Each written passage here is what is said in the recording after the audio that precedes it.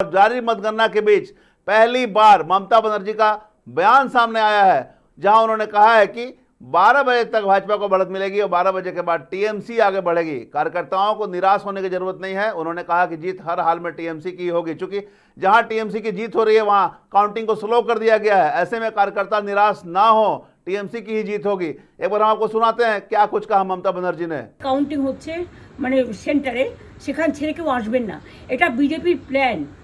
প্রথম 2-3 রাউন্ডে আমি কালকে থেকেই বলছি যে ওদেরগুলো আগে দেখাবে, আমাদেরগুলো পরে দেখাবে। এবং অনেক জায়গায় 2-3 রাউন্ড কাউন্টিং করার পরে প্রায় 100টা জায়গায় কাউন্টিং বন্ধ করে রেখে দিয়েছে। এবং কল্যাণীতে ধরা পড়েছে 7টা মেশিন, যেখানে কোনো মিল নেই। এটা টোটাল ফোর্সফুলি সেন্ট্রাল ফোর্সকে দিয়ে চারিদিকে তৃণমূল কংগ্রেসের উপর অত্যাচার করছে, অফিস ভাঙছে, জোর করে দখল করছে। এসআইআর নামে আপনারা দেখেছেন ভোট লুট করেছে যাতে যে সিটগুলো জিততে পারে। কিন্তু এখনও এমন 70টা সিট আছে, 100টা সিট আছে যেগুলো আমরা এগিয়ে আছি, সেগুলো বলছে না। টোটালটাই মিথ্যে নিউজ খাওয়াচ্ছে। আগে ডিআইসিও এই খবরগুলো দিত, কিন্তু তাকে কালকে চেঞ্জ করে দেওয়া হয়েছে। টোটালটাই ইলেকশন কমিশন নিজের ইচ্ছে মতো খেলছে এবং সাথে কেন্দ্রীয় বাহিনী।